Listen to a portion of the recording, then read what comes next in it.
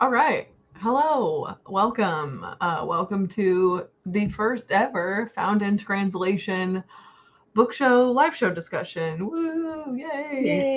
If you're like, Yay. if you're like, what is Found in Translation? Like, what is that? We read a different book in translation every single month, and Joan is here. Hello. Hi, Joan. um, so for January, our book was "Breasts and Eggs" by Mieko Kawakami. Oh, you have And it. we will get into it. I had it I do. right in front of me. um, No, I don't have it. but first, do we want to go around and introduce all of ourselves, and also maybe should we say ratings right off the bat? What we all thought of the book Yeah, Yeah, to okay. really put you sure. on the spot immediately. Yeah. All right, so I am Annie, and my channel recently went through a little bit of a rebrand. So my Yeah. channel name is Annie's Book Nook. And I absolutely loved this book. I am really happy that we started out the book club reading this book. I gave it 5 stars. It was really, really good. Yeah. Hell yeah. What about? Yeah. Yeah. My name is Brittany over at Literarily Smitten, and I give the book 4 stars. I actually really, really enjoyed it. And was also really excited that this was the first book we picked since it's been on my TBR for way too long at this point. Mm. Yeah, agreed. I'm like so glad that we finally actually got it done. Yeah. I am Yeah. still in between 4 or 5 stars because I also loved it so much, and I'm so happy that we read it. And I feel like it's gonna stick with me for a while too, you know? Mhm. Hmm. For sure. Yeah. Hello. Hi, Hello. Mary Luke. Hello.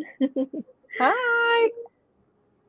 Yeah, I've been So, thinking about it on and off since I read yeah. it, and it's really stuck with me. It's really, really good. For Where sure. to begin? What should we start with? Mm. Do we want to do the two books separately? Yeah, I Ooh, guess that yeah. makes. I Or think we that could makes talk sense about to them me. separately and then how they cohesively play off of each other. Hmm. Which was your favorite of the two stories? Maybe we'll talk about it that way. Um, my favorite was definitely the first book. um, I just felt like it was, I don't know, it was like a bit more interesting to me personally. Um, and I don't know, I thought it was cool. The second book, I felt like it, like even though I gave it 5 stars, but I felt like it could have been like a cut down a little bit. It was a little meandering at times, maybe. Yeah, But I'd yeah, agree with that. Hmm. Yeah. yeah. Yeah, I'd agree with that. I think for me, I think just the actual subject matter of book two, I personally found more interesting, but I will agree that it definitely felt a little bit like it went off on tangents from Mhm. now and again.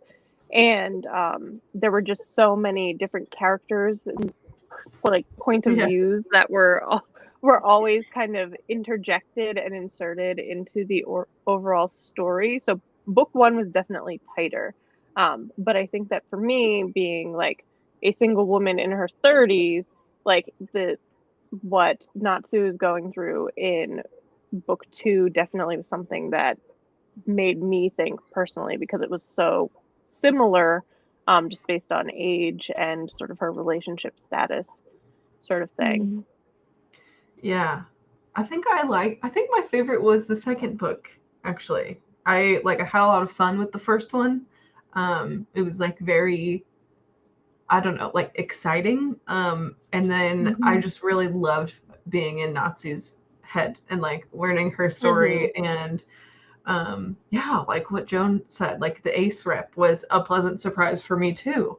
Yeah. Yes, And me hearing too. like her experience about it, and wanting to have a child but not wanting to do the things that traditionally would land her in a place for that to happen was like such a unique and refreshing story to read. Mm-hmm. Mm-hmm. Yeah, I agree.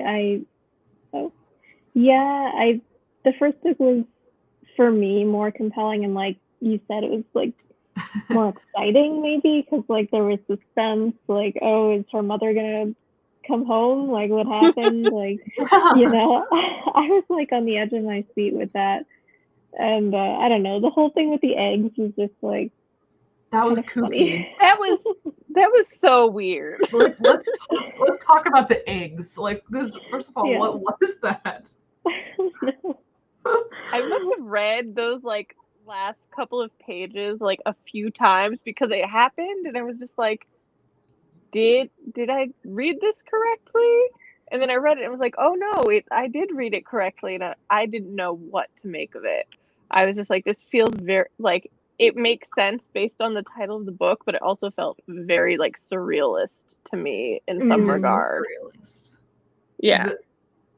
I have one theory about it, and it's a little bit like, I don't know, art schooly, but like I'm just kind of grasping at straws to be like, why is this in there?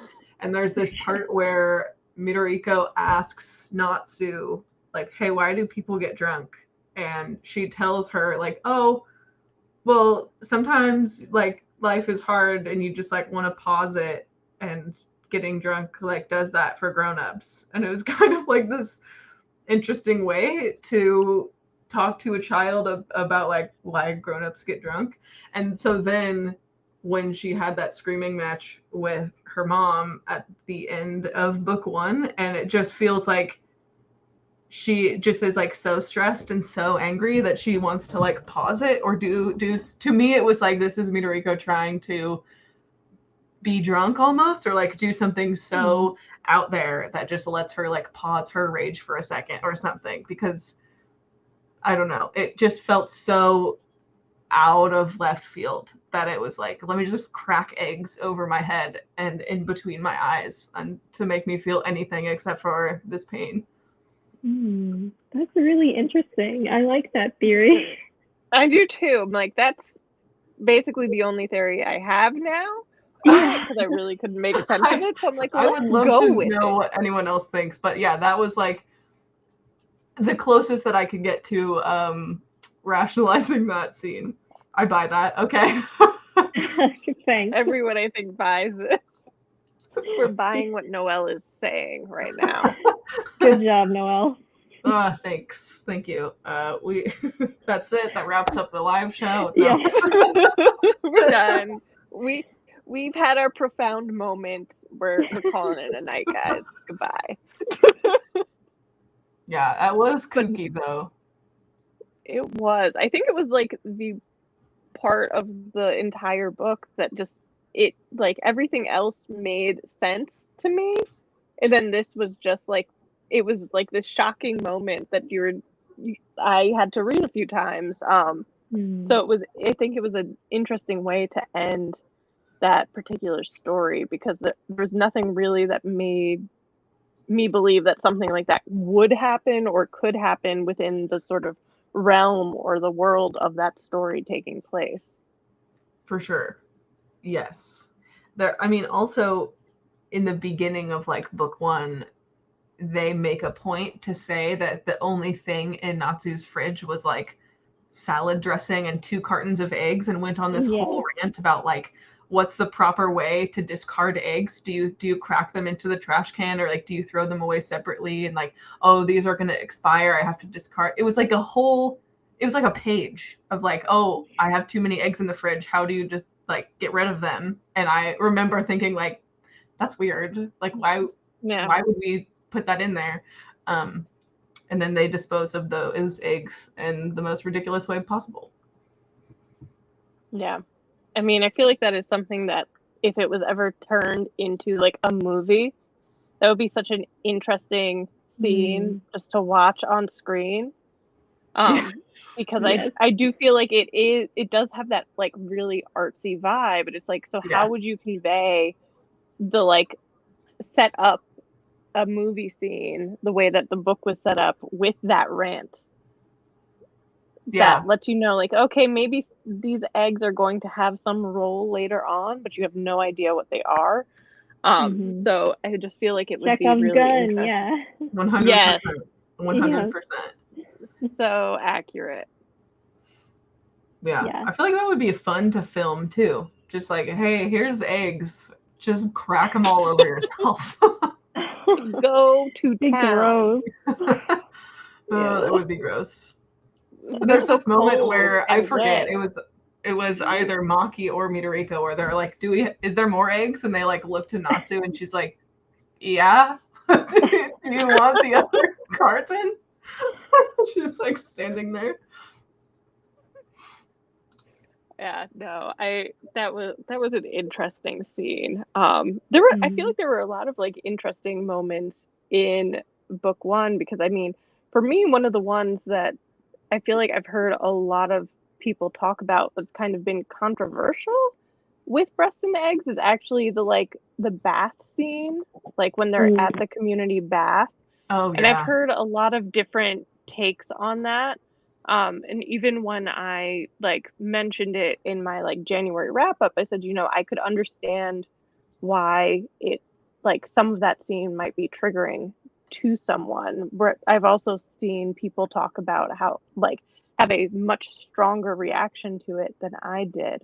But when you guys were reading sort of the bath scene with Natsu and Maki, had you heard any of the sort of criticism of that scene or anything prior to reading the book?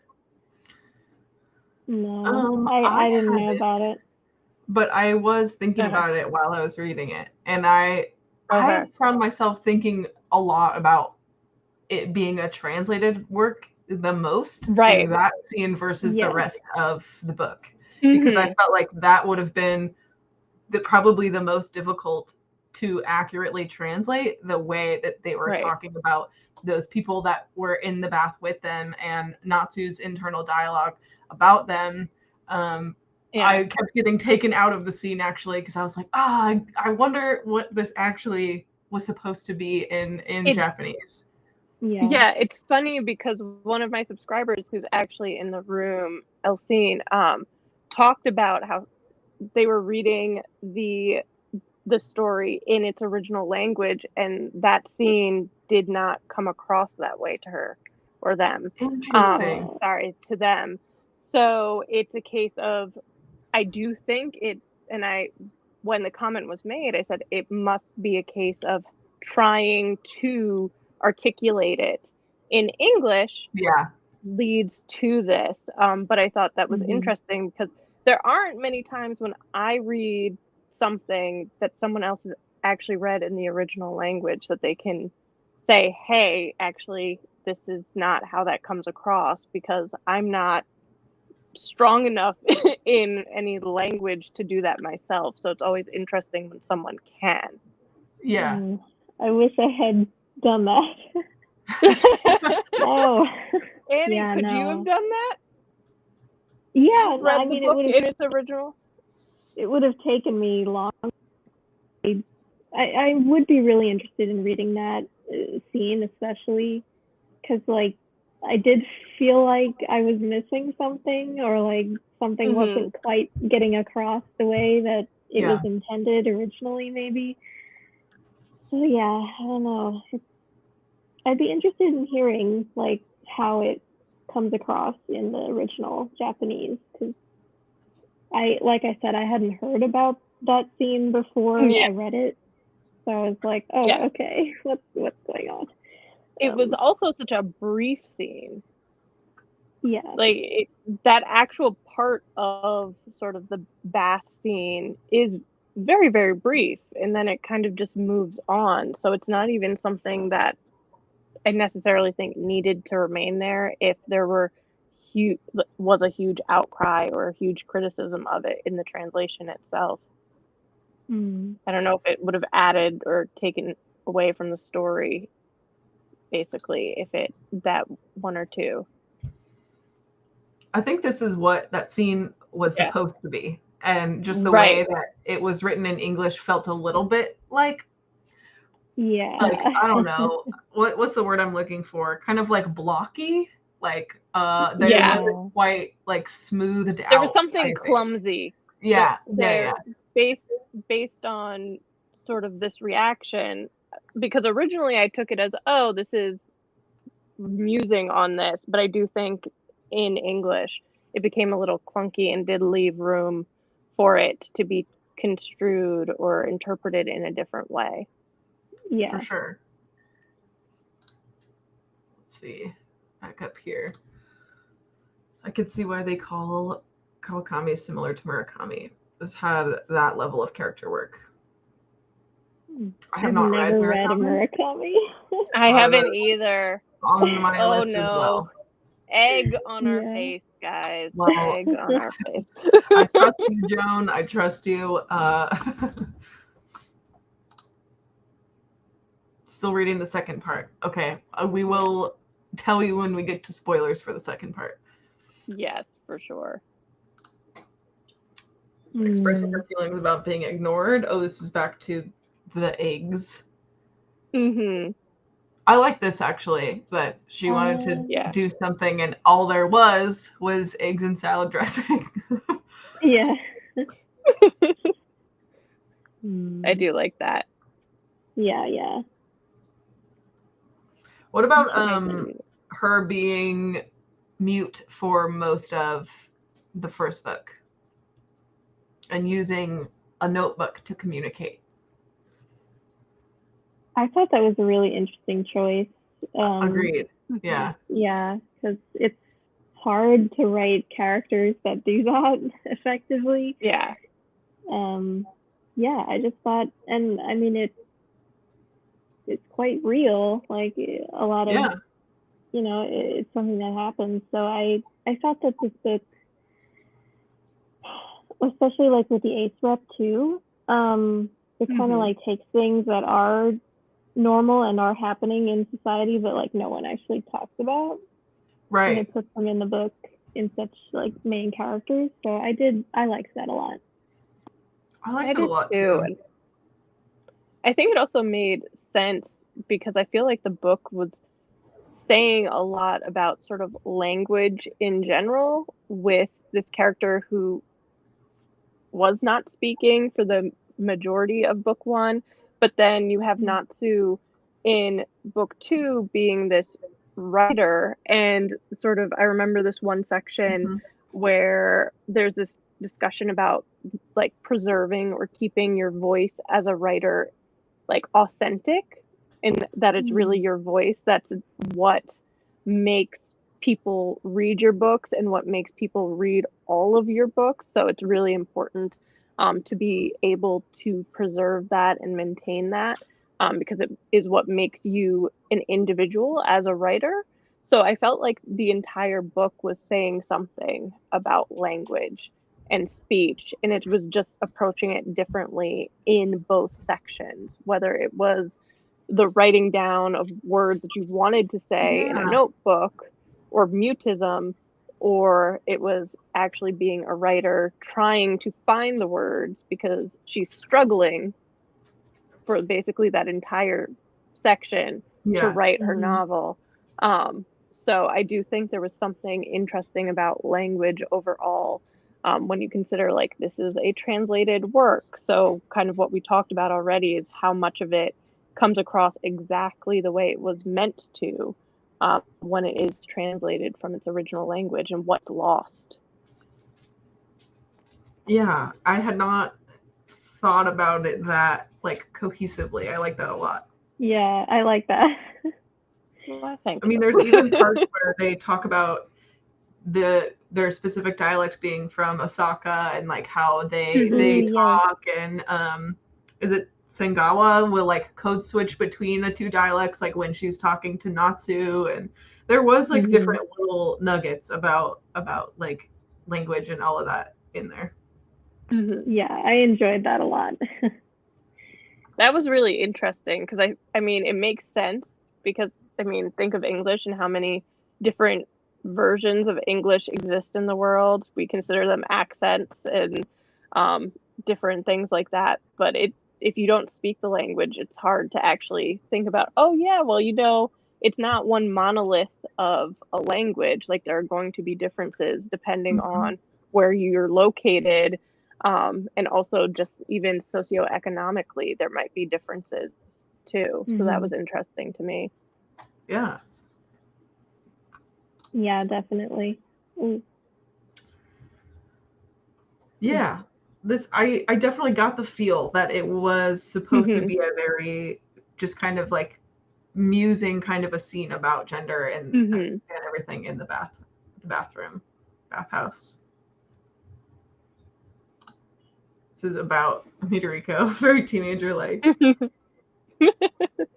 It was really fun. I liked getting to read her little diary entries where we get to be inside her head, and then in the rest of book 1 we see her like through Maki and Natsu, and they just see her as like, oh, like the kid, the teenager, and then when we're reading her diary, she's like a real complex thinking person, like all kids are, and I liked that duality.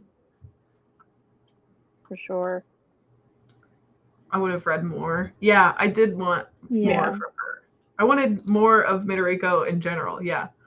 Me too. Yeah. I think that's why I liked that. book 1 more. Because, like, book 2 didn't really have the sister and Midoriko that much, and I liked them. So, yeah. Oh, this is so cool. This is the kind of stuff that gets lost in translation. Characters that aren't even used in different Japanese. Yeah. Oh, that's cool. That is super cool. That is really, really cool. I kind of want to read parts of this again in Japanese. I wonder about how some of them came off. Yeah. Tackling the whole book would be too hard. Yeah, it might be good to do in smaller bites. I'd agree.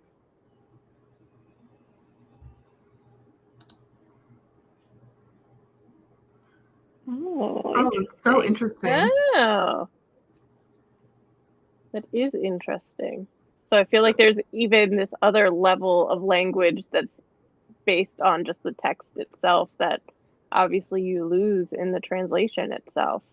Yeah, that's so cool. That is really cool. Yeah, I feel like I wish we would have, well, then the book would have been like super long, but because we got one that was like about Maki, and then we got one of Natsu, and I would have loved one with like Midoriko at the end, because when we start book 2, it's like 10 years later or like 8 years later or something, and she's like in college, and I would have loved a little bit more of her. Yeah, me too. I think if we did what Annie was kind of suggesting, is if the book 2 had been edited down a little bit so it wasn't quite as meandering, and then you had a book 3 on Midoriko, that would have been interesting, because I mean, she has such a different perspective on everything. Like, she really seems to disapprove or dislike her mother's obsession with breasts in book 1. She doesn't understand it, from kind of some of the like context of her diary entries, because she knows more than either of her mother or her aunt think she knows about the situation. But then to also have her being in what seems like a healthy relationship with her boyfriend, and like what, like, just getting her perspective would have been interesting. Yeah.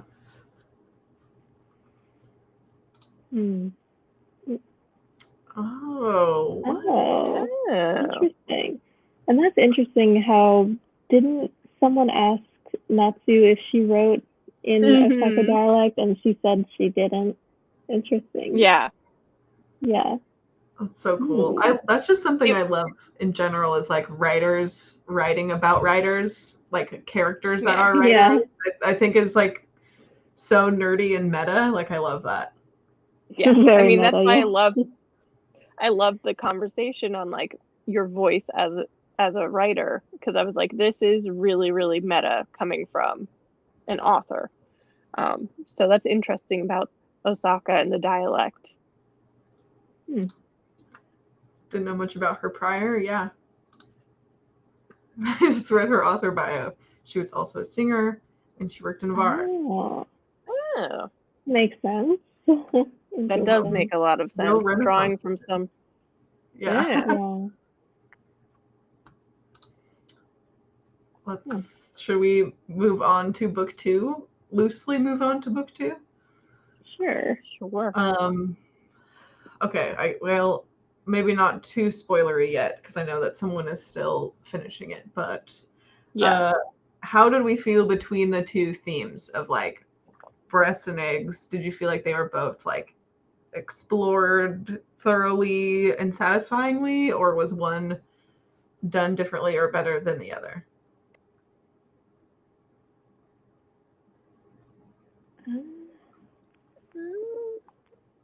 They just had a different feel to them. Yeah. Altogether. Like I think I read somewhere that she had written the first book like years prior, and it was published on its own, and then she added this. The second book. Yeah, later, I read something that they were separate stories originally. Yeah. So I mean, they do feel different. I mean, in general, but it's kind of funny because Noelle, you were talking about how like they cohesively work. Thematically, I think they do, but I feel like they could have, in my mind, probably should have existed separately. I don't know that necessarily I thought they were exactly cohesive as one like string of a story. The thematically definitely it makes sense, but I do think that they like I don't know that book 1 really informs book 2 enough. Like if you chopped off that part, would you really be missing out on a ton of what happens in the second book, if that makes any sense? So to me, I don't know. I think they could have lived separately. It's just that the breast portion is really short in comparison, so it would really be more of a short story than like a novella or something. Yeah,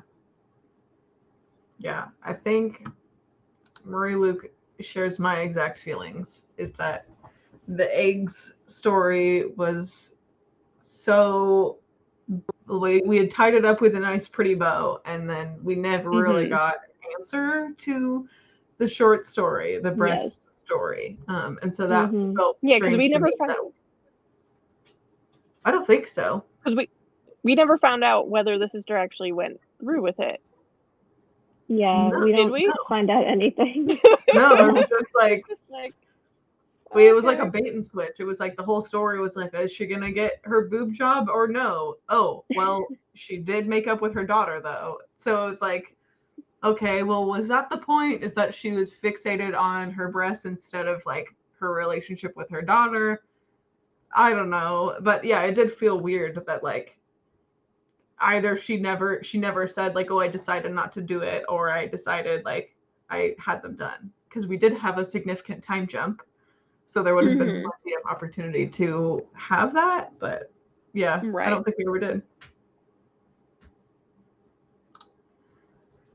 Yeah, it really did feel like two different books. Which isn't necessarily a bad thing to me. Oh, it's no, just, yeah. I was wondering how she got a lot of the details so right. Yeah.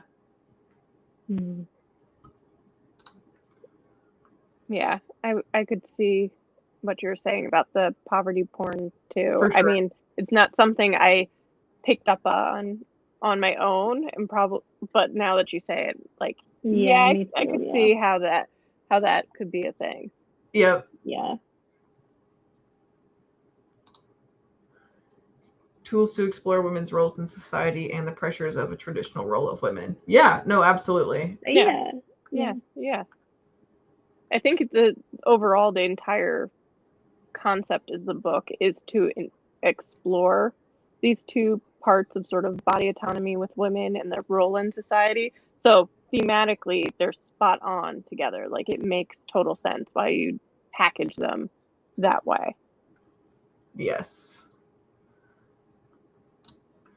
Did she ever get a breast job? Who knows? I still wonder. And the legend says she's still thinking about it. Like, Something that I thought was funny was like they kept talking about the stack of brochures that Maki had collected for all Yes. of the different clinics, and that her favorite one was like the black, like expensive looking one with like a gold, and then Natsu was like, but that feels like the sketchy one. I don't know. They just kept Yeah. talking about all the different clinics and all of that. Yeah. Yeah, I do wish. I wish we had gotten some kind of explanation. Or like that it would even been like mentioned in passing in the second book, because then at least you would feel like, oh, more than just the characters remained the same. Like it would be. Now I'm really curious, because I mean, yes, it dropped and I kind of got lost in the second part of the book, but now I'm like, I would really like to know if Maki went through with it. Like, we did have that time jump, so it's totally possible that she did. But we will never know. We will never know. Would it change the story at all to you guys if she went through with it or didn't go through with it based on everything that happened in the first part of the book? That's a good like, question. Would it have had like strange implications to you?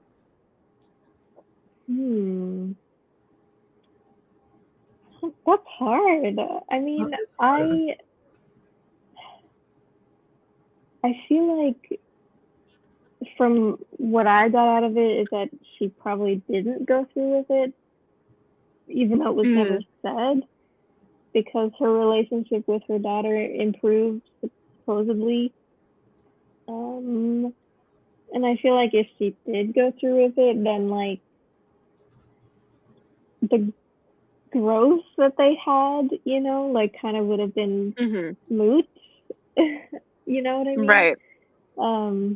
Yeah. I don't know. Like, I feel like she was. It's a little bit hard, but I feel like maybe she was focusing on that because something like was wrong in her relationship with her daughter, and she wanted something to focus on that she could control. You know. Yeah. I don't know. Yeah.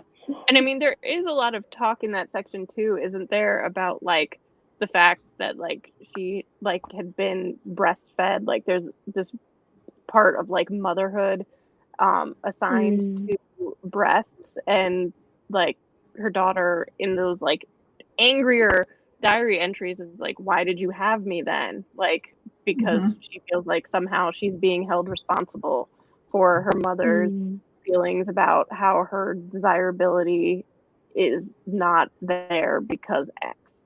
So I think you make a good point, Annie.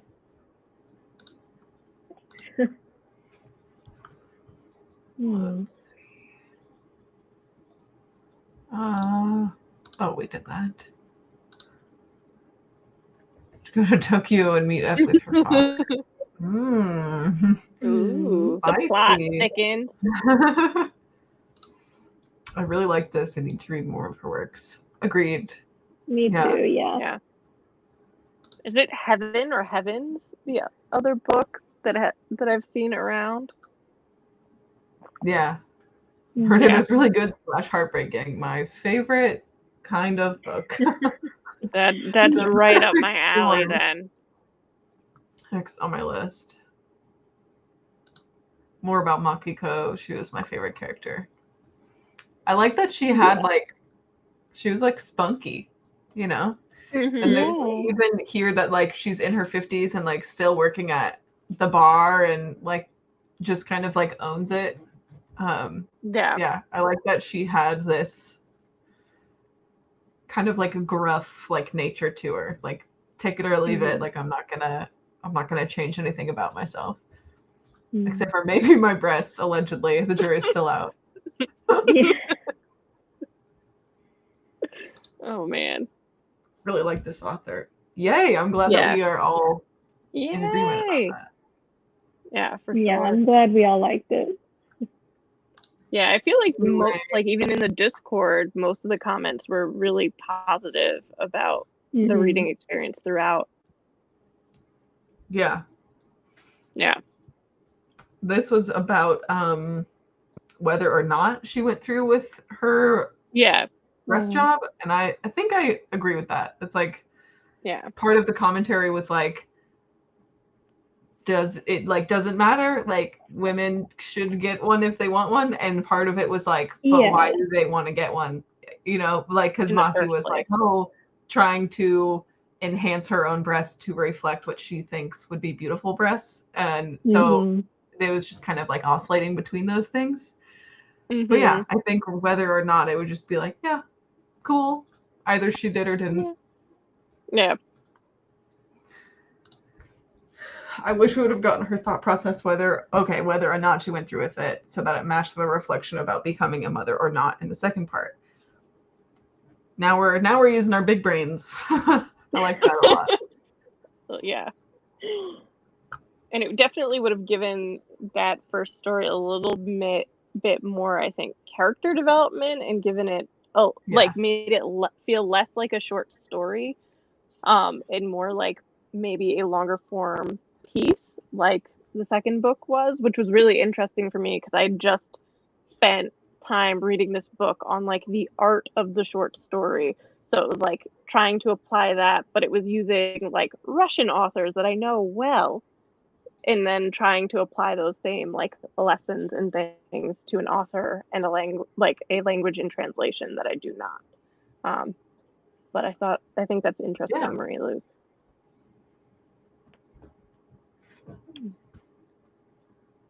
Being a single mom is hard. Yeah, they talk about that a lot. And then Joan Mhm. also says this. I actually had a thought that one of the Ooh. sisters wants to be a single mom, and the other one might be struggling with being a single mom. Yeah, Ah. that I is didn't even put that very big together. brain of you, Joan. Yeah. Yeah. Thanks, Joe. Yeah, that's Yeah. interesting because like she had to struggle to raise her daughter all on her own, and now her sister just is like, to her at least, it might seem kind of frivolous in a way, like, oh, like I want to do this, so Yeah. Yeah. it's Like you have a gonna choice in happen. the I'm not matter. thinking I about the didn't. consequences. Right. Yeah. And in Midoriko's diary entries, she talks a lot about how like, I don't ever want to have kids. Like I'm like horrified at the idea of like my body doing that, or like my life looking like that. So we really get across the spectrum with that decision. Yeah. There was also the story of the two girls working at the bar. Yeah, that was Yes, that was that was interesting. something.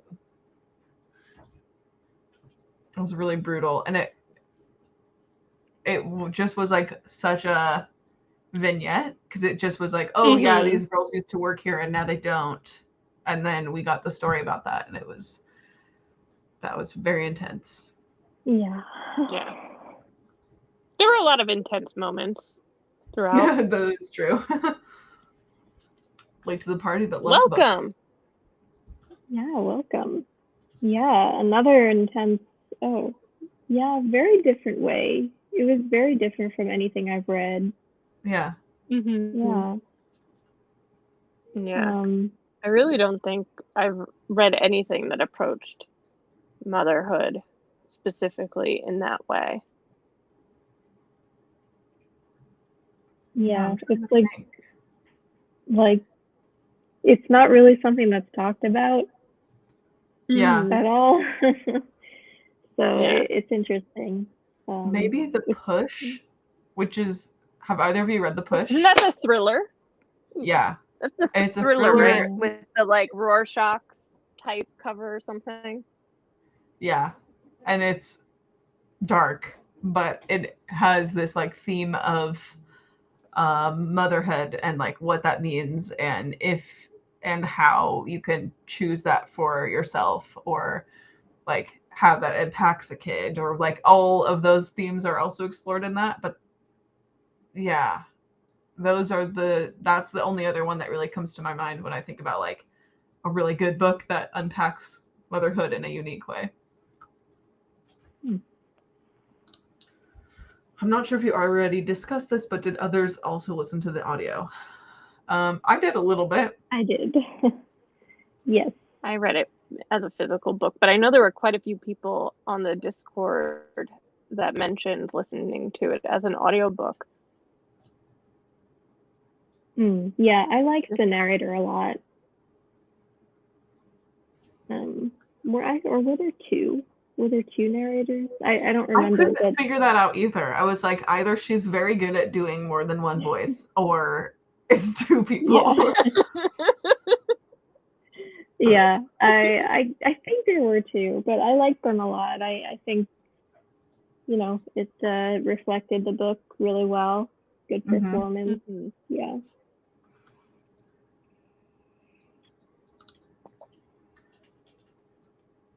Also, the stories of the women she worked with in book 2. Yeah, we got so many little side stories and side characters. It made the book feel very real and grounded. That story about her coworker just not telling anyone that she had cancer and what I was really shocked by that. Yeah. There were a lot of moments like that, though, that I did not see something coming, and then you're like, oh, that changes things dramatically. Yeah. And even that friend who, they leave the, dinner together and kind of go off their separate ways, and she's just like, yeah, they're a bunch of idiots, or whatever she calls them, and then they don't really interact with that group. Again, in that same capacity, but just I think it was interesting to have the group of women who there are these people who have the same experience, who kind of pal together and make sense and do things together because they're oh, well, we're mothers and blah blah and wives, and then the people who don't fit the same sort of category are kind of just shafted and left out in some of those interactions, because I do think that sort of thing can and does happen in real life. Oh, for sure. Yeah, totally. Yeah, the one. Yeah, that was. Yeah. Yikes. That was quite a passage. Yeah. I've heard that. I've heard that about that one. I've never heard about this. It has a really striking cover. Yeah. It's a look it up. Yeah, I've heard that it is very intense, but very weird, but very good. And I trust those reviews. I'm weird and intense. I'll probably like it. Yeah. Oh, I've seen this cover. Yeah, with the meat. Yeah. Yes. Yeah. Interesting. Interesting. Oh, Detransition Baby. That's I have not read. Oh this yeah, yet, I read that. I read that last year. I tried to read it, but I just couldn't.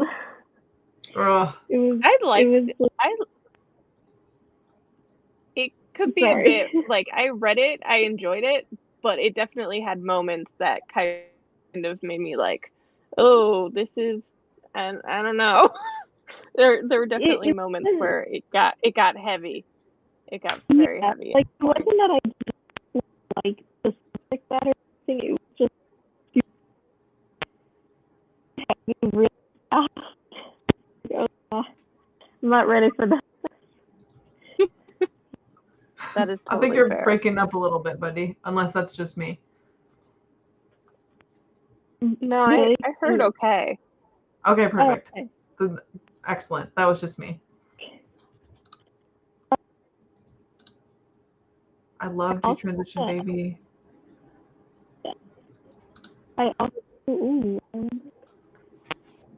Okay, maybe now, Annie, you're breaking up a little bit for me.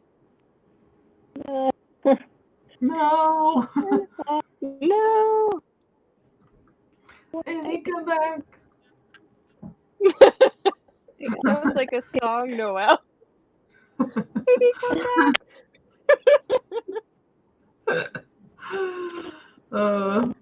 And I haven't had anything to drink today, so that's just exhaustion. So much of the book was so dark. Yes. Yeah. My sister-in-law has been contemplating for the past year using a sperm donor, so it was great talking with her about this book. Wow. That is like, I'm sure that was such a cool conversation to like share that and discuss that. Yeah.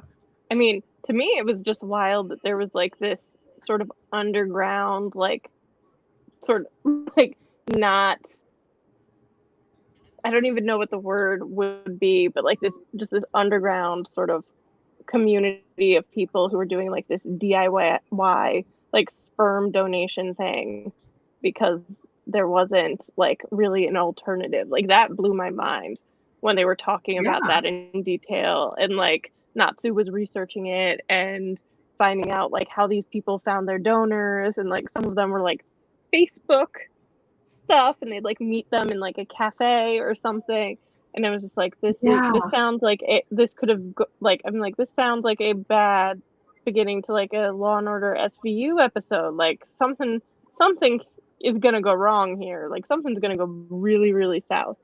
But it was interesting that like because there was no like official means of doing that people did have to devise a way or be willing to spend the money and go out, like look for a company, an organization outside of Japan in order to do this in sort of a more kosher way.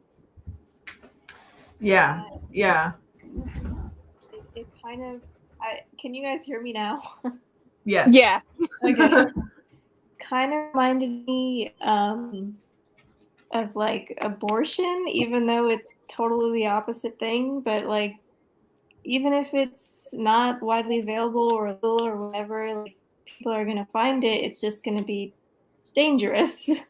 That's so true. So, yeah. I mean, yeah. And that guy that she found and she was so horrifying. That was terrifying. Yeah, it was that whole time I was like, oh my god, please don't make this turn into some like crazy like murder mystery type situation. Yeah, I was prepared for something to go really, really, really bad there. So gross. Just really uncomfortable. Yeah, for sure. So uncomfortable. Have to make dinner. This is so fun. Can't wait for the next meeting. Bye, Joan. Thanks, Thank Joan. you for joining and reading. Thank you. Oh, one more. Okay, bye, y'all. Yeah, I always wanted to know more about it. Yes. One of her best friends lives in Japan, so she wants to talk to him about the culture because he and his husband also adopted in Japan and it's quite different from the US. Yeah, they maybe briefly touched on that at some point, but we're talking about like, I don't even remember where it was in the book, but it was like a one-off where they mentioned like adoption or something in Japan, and it was like, wait, more of that. Yes. Meeting the potential donor was full cringe. Yes. So full of cringe. That is a spot on description in my mind. Shall we officially talk spoilers for the end of book 2? Just blanket statement in case I know at least one person hadn't finished yet. Yeah. Sure. This is so sweet. Thank you so much for starting. I don't know if I would have read this one otherwise. I already read Small Country. It was also great. Oh, wow. I saw that a lot of people have already finished it. Like, I have the audiobook and I haven't started it quite yet, but I'm like, oh, wow, so many people are way ahead of me in book club all the time. Yeah, I'm looking forward to talking with this one. Oh, please talk spoilers. I don't mind. Okay, well, you got it. You got it. Coming right up. How do I feel about? I don't remember. You don't remember? No. It's a hard week. There was, yes, you were excused. There was the whole what's his name? Is it Aizawa? June? Oh yeah. Oh Yeah. Okay. Yeah, and how like they become acquaintances and then friends and then not, and then they have this come to Jesus at the end, and Yeah. everyone gets kind of what they want out of it at the end. Mm-hmm. Kind of, sort of. Kind of, sort of. I did feel bad. I kind of felt bad for him because I do feel like he kind of didn't. His was a lot of compromise. I feel like. Yeah. I did think it was an interesting choice, because she doesn't let him even contribute like anything, correct? If I remember correctly. Right. Yeah. Yeah. So I thought that was interesting. If it works for both of them, then whatever. But it was interesting. Mm-hmm. But she got what she wanted in the end. She did. Yeah. Yeah, I wasn't sure if we were gonna get there or not. Like we kind of said, like sometimes it was a little bit all over the place, and I kept thinking like, so is it not gonna happen, or is it gonna happen? And then the way it all kind of shook out with Aizawa was like, okay, cool, great. Yeah, no, I thought it was interesting because again there was this, is she going to? Is she not going to? That we had with book 1 and the breast implants. And so it was interesting in that way to see her constantly kind of ruminating on like whether she has the nerve to actually do it, because I think a lot of it had to do with whether she felt brave enough or strong enough to actually do this. And like I think her sister, to bringing back to what we said about sort of single mothers, like isn't there a section where Maki is just like, well, like no, like get yourself a man, like do it that way, like have a partner to help you with this like help you with the whole thing, like to be there for you and this child. So it was interesting seeing all those perspectives and those moments where she kind of doubts whether it's the right decision to actually have a child, and like whether she's being selfish or not, because her whole thing is she wants to meet her own child. Like, so is that selfish of her?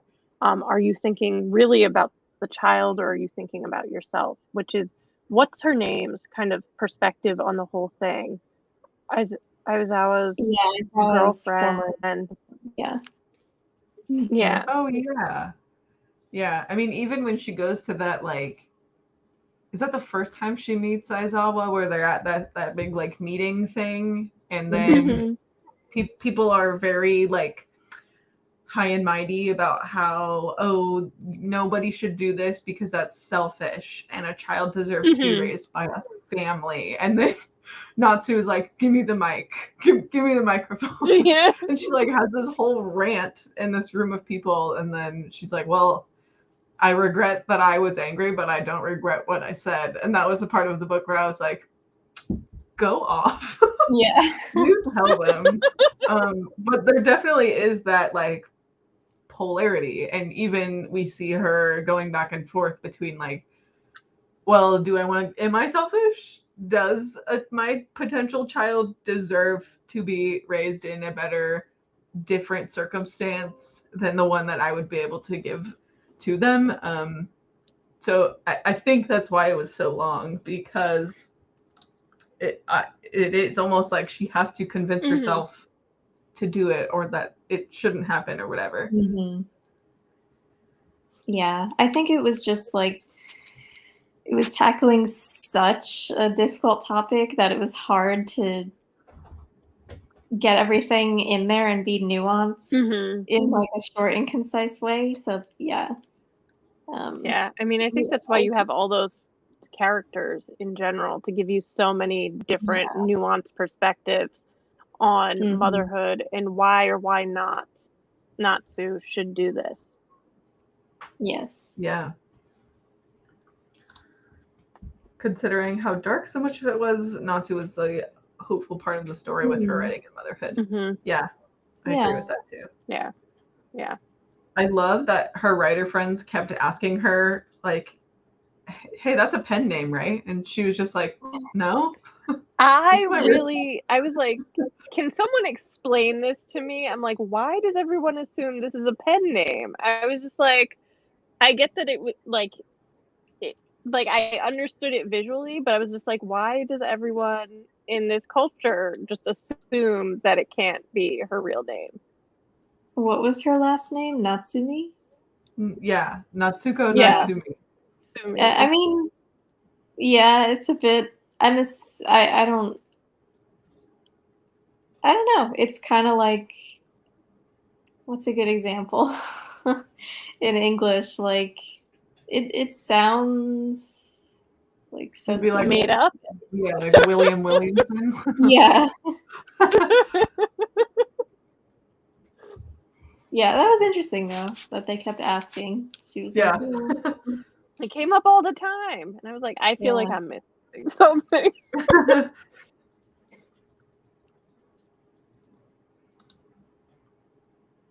Well, what other thoughts do we have?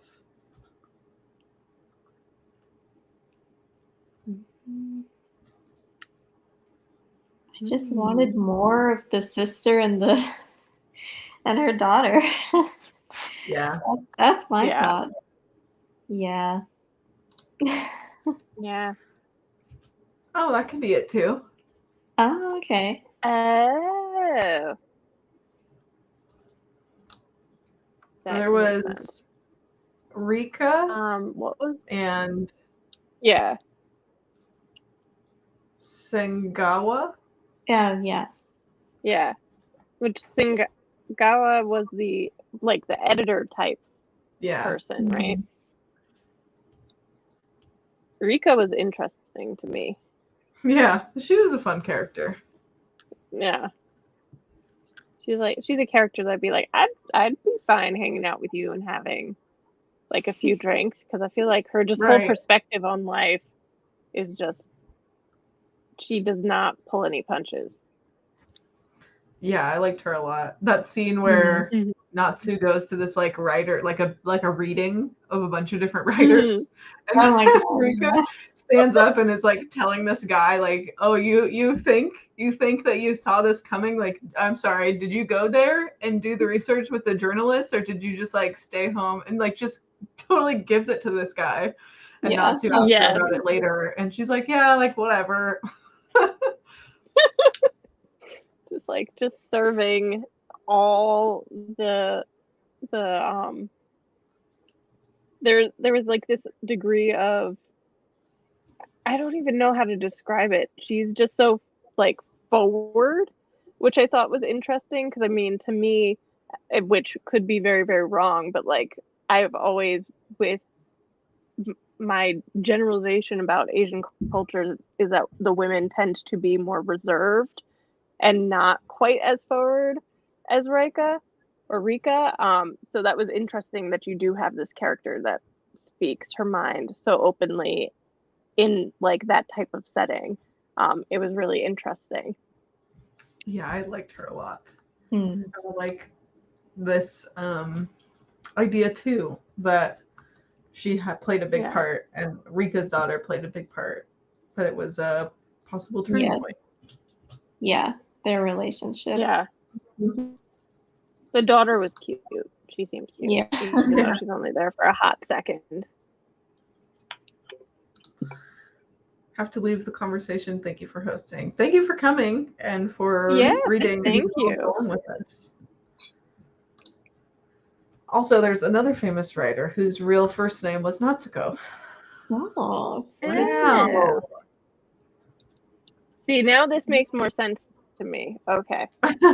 It's all coming together. The pieces of the puzzle making sense. Okay. What else do we think? Mm, Or does that cover it? I don't I feel like there's know. so I much mean, with this book. I don't know. yeah. I think I definitely want to read more of this author. Yeah.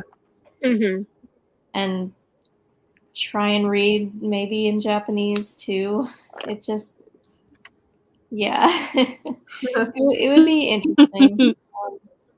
And even though like that bath scene was controversial, it definitely made me miss that. Like, I don't know, it's winter. I just want like the really hot spring water. Yeah. Yes. I do miss that. Yeah, that makes sense. And so Heaven is the most recent book by I think Kawakami so. that's come out, right? I can like picture the cover, but I don't know Yeah. anything about the subject of that book. Let's see. It is told in the voice of a 14-year-old student subjected to relentless torment for having a lazy eye. Interesting. Hmm. Oh, interesting. About bullying. Okay. I definitely want to. That sounds really good. That does sound really good. Did you already talk about her going back to her childhood home? No. No, he didn't. What do y'all think about that? Little head start. I feel like those things about childhood homes, crack on the wall or the texture, can trigger so much good or bad emotion and memories. 100%. Mm-hmm. Yeah. So much yes in that statement. I mean, it was. I'm like trying to think. I remember it feeling very poignant to me when I was reading it because there is something about like that like cliche, like you can go home, but like you really can't go home. Like there's always something that's different, something that's changed with time. So I do feel like it was interesting for her to go back and have that sort of quiet moment, essentially. Yes. The way she got lost in the memories got me emotional. Mm-hmm. Yeah, that happened to her a few times over the book where Natsu would just like get lost in like memories, or it happened once or twice with like a dream, or she just will like zone out and like stare at something and spiral, and it makes you really feel like you're inside her head. Mm-hmm.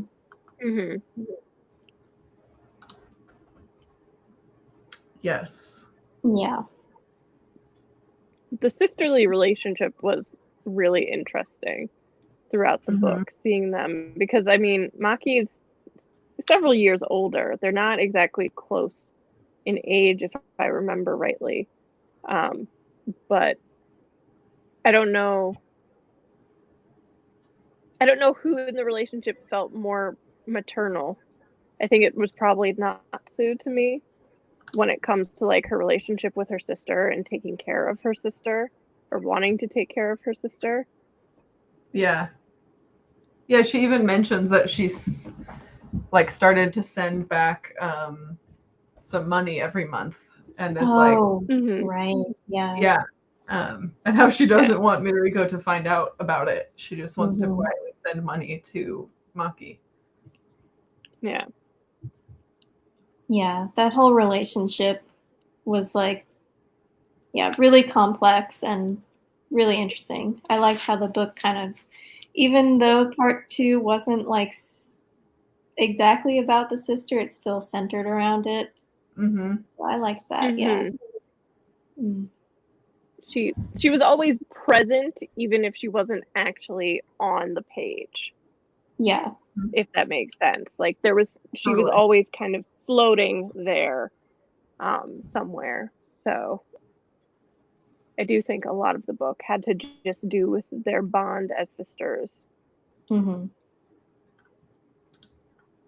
Realistic sister relationship. Mhm. I felt like it was, but I don't have sisters, so I couldn't actually tell you.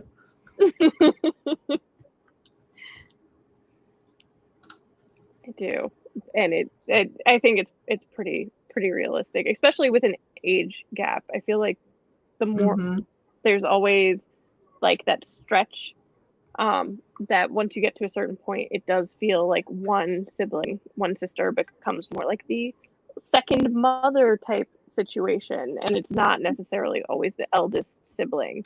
But yeah, it definitely felt realistic. Gotcha. The family dynamics between the three of them was by far my favorite part. Yeah. Yes. Same. Yeah. I like that they just like took care of each other. Like at one point, like Natsu gets off the phone with Maki, and then like 15 minutes later, Midoriko calls her, and she's like, "I'm pretty sure Maki told her to call me, but like I don't care because now I get to talk to my niece." Yeah. It was cute. Yeah. And I think it's nice that it was three women. There's like no man in this equation. Yeah. I liked that. Yes, you love them deeply, but you also annoy and stress each other out. Accurate. That makes sense. Way overgeneralized, obviously. I mean, about covers it. Well, I feel like we talked about a lot of things. I feel like we made pretty quick work of this one. Does anyone have any final thoughts or poetry about breasts and eggs? I wish. I didn't prepare anything. Yeah, next time. Yeah. Poetry off. Next time we'll write poetry reviews. Okay. Well, thank you guys. And thank you to everyone who read along with us and chatted with us for the discussion. Discussion is what I said for the discussion. I need to go to bed, apparently. The next one will be the first Tuesday of March on Brittany's channel. I think that's March 1st. I think so. I think. Yeah. Yes. It is a very short book, apparently, because the audiobook is only like 6 hours long. Oh my gosh. Okay. Good. That makes me excited. Yeah, it's easier. Noelle's like, I can listen to that day of, no problem. Perfect. I will confess that's exactly what went through my head. It's fine. We'll cross that bridge when we get to it. Yeah, no problem. Well, yeah. So, thank you. Thank you. Thank you. Woo! All right. We'll see you guys next time.